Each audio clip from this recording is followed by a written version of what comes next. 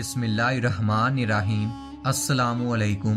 हर रोज़ नई वीडियो के लिए चैनल को सब्सक्राइब कर लें और साथ लगे हुए बेल आइकन को दबाकर ऑल की ऑप्शन को सिलेक्ट करें ताकि हर नई वीडियो की अपडेट आपको मिलती रहे।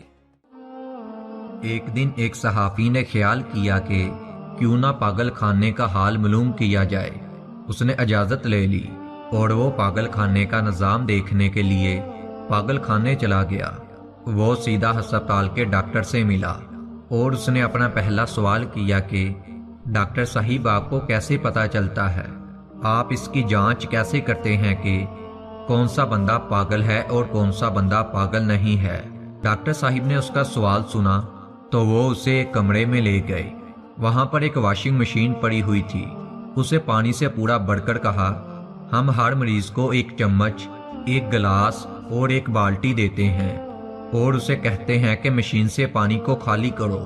सहाफ़ी ने जवाब दिया कि अरे वाह, बहुत अच्छे, यानी जो नॉर्मल शख्स होगा वो बाल्टी इस्तेमाल करता होगा क्योंकि वह चम्मच और गिलास से बड़ी होती है।